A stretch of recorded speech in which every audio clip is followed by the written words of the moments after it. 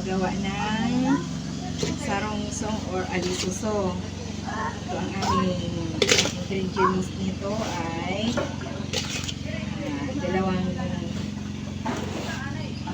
apat na kilo na bigas.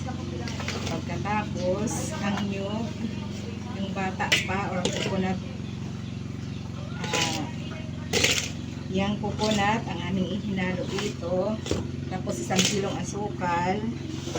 Pagkatapos, vanilla, 8 piraso na itlog. At saka may anis po nito. Halo-haloan namin lahat. Nilagyan pa ito ng gata. Pagkatapos nito ay